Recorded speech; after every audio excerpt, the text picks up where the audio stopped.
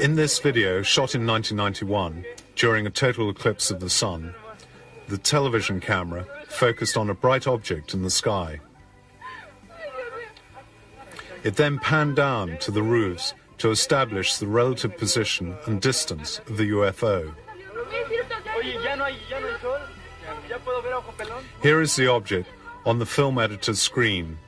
It's like a spinning top or a saucer which is turning.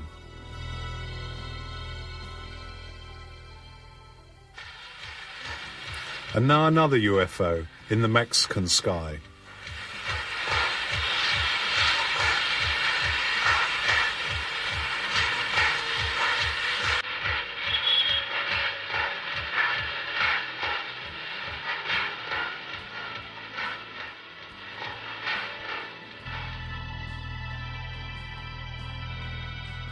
Let's look at it again on the editor's screen.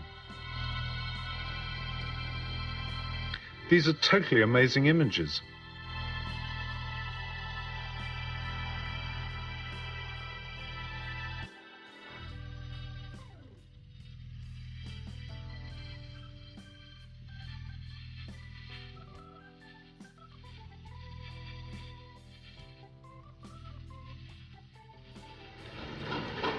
This is 1992. Watch the UFO as it moves about the sky.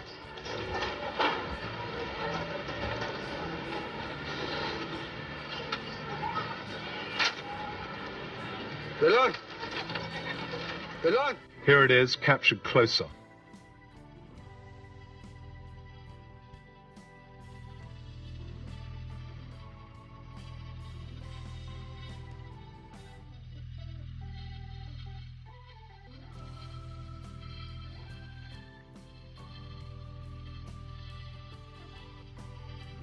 No. 1994, and another UFO. This time in the skies over Mexico City itself.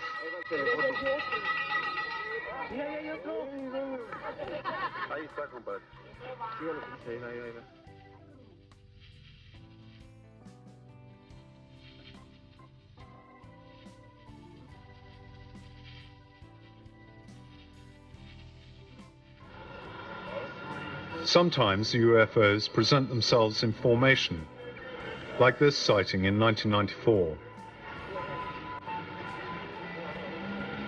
The question as to the authenticity of the films seems to have been answered by Professor Quezada. To be a hoax, they would have had to have falsified the film on hundreds of videos taken by the vigilantes. A very expensive conspiracy. Who could possibly gain from it?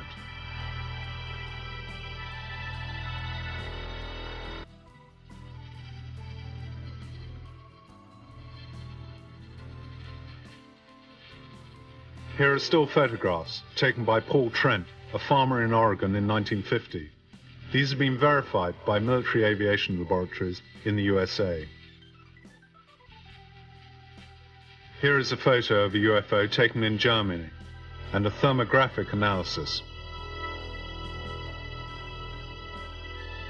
These are two photographs taken in New Mexico, USA in 1992 near the Manzana atomic base.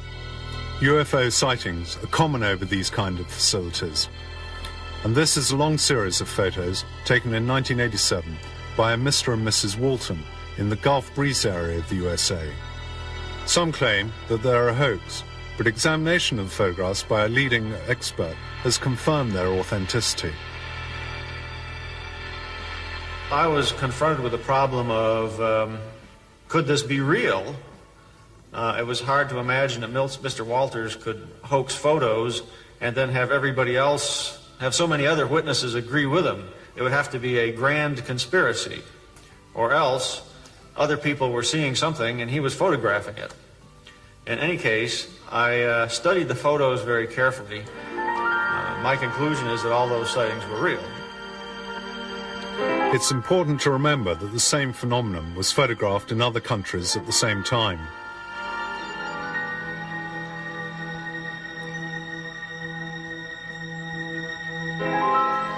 As you can see from the following examples, there are many kinds of UFOs.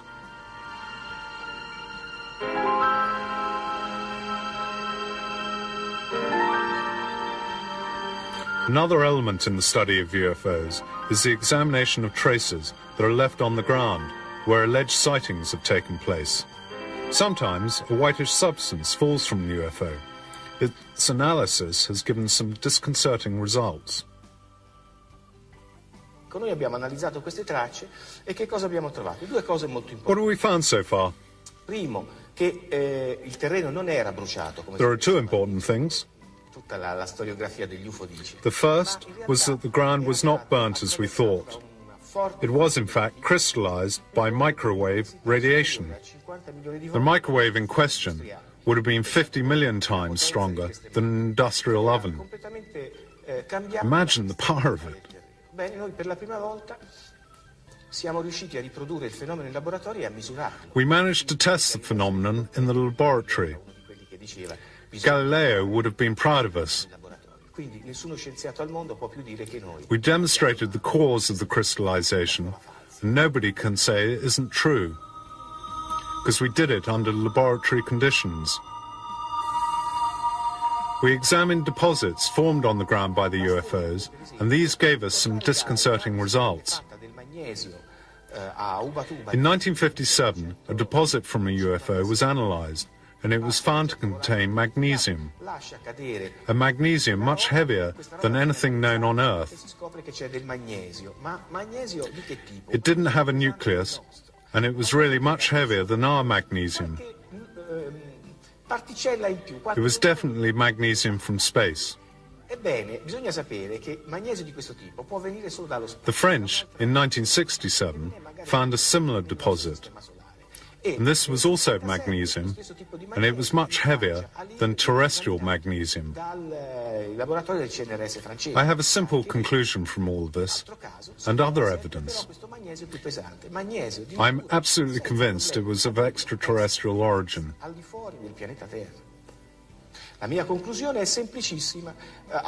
On this planet, we don't have the technology to make this form of magnesium.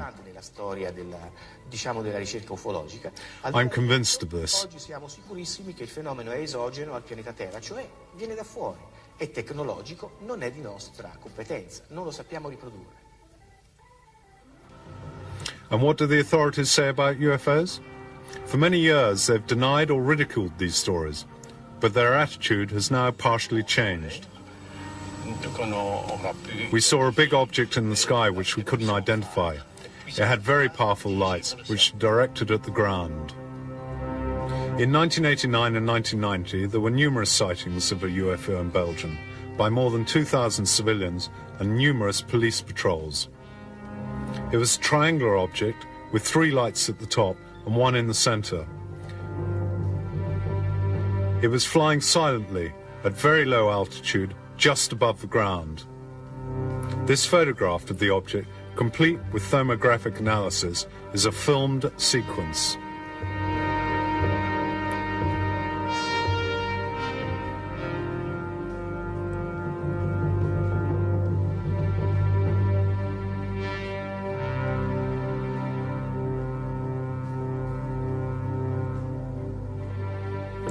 Belgian military aviation authorities have officially joined a collaborative study of the case.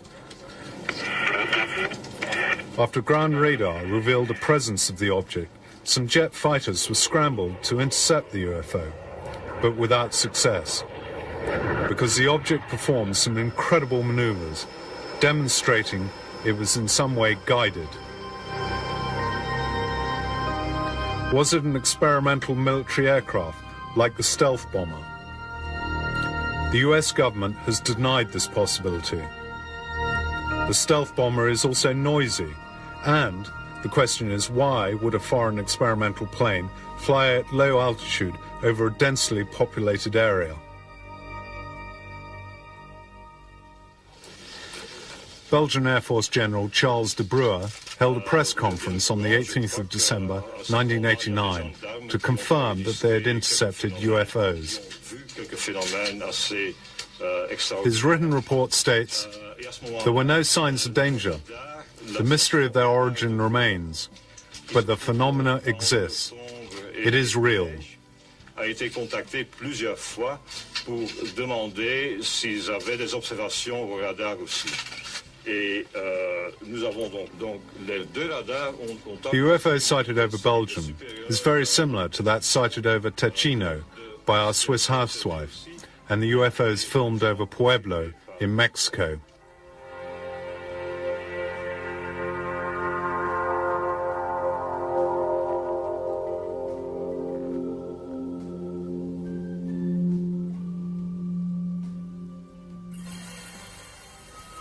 Other official confirmation includes the President of Brazil, President Kubitschek, who in 1958 declared that a Brazilian Navy ship had sighted and photographed a flying saucer.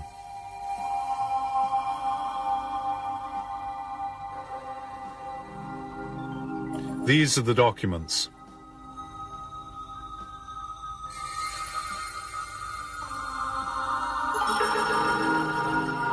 Spain has recently declassified some documents which confirm the sightings of UFOs.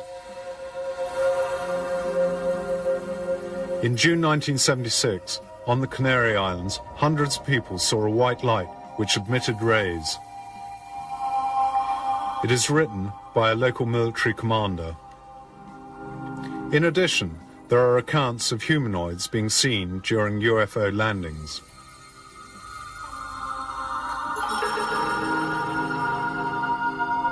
Still in Spain, a highly luminous disk was seen to come out of the sea. This sighting was confirmed at the same time in Italy. In 1978, the three pilots of a Spanish supercaravel flying over Valencia saw three red lights, which seemed to be at first on a collision course and then to dance in front of the aircraft. The caravel was forced to make an emergency landing, and fighters were scrambled to intercept, but they failed to make contact. In 1975, on the Bardenas Reales military base near Navarra, a UFO was seen at low altitude. Until the end of 1990, the Spanish government had always denied the existence of any UFO file. And the same goes for the UK. Before 1990, there had only been the occasional comments as we list here. Lord Dowding, the Air Chief in 1954, suggested that 10,000 UFO sightings have been made and recorded. He also asserted that these were of extraterrestrial origin. In 1954, an RAF pilot named Saladin encountered some UFOs. This is Saladin's sketch. Ralph Noyes, Defense Secretary, is said by 1964 to have seen Air Force film of UFOs. In 1978, an English policeman, Tony Dodd, saw a UFO with a colleague. Then, in 1980, it was the turn of PC Alan Godfrey. And yet, as we have seen, there was no official confirmation of the sightings. All were treated as top secret. This secrecy has extended to the highest levels, with Chief of Staff Admiral Hill Norton declaring that he was kept in the dark on the existence of a special UFO department.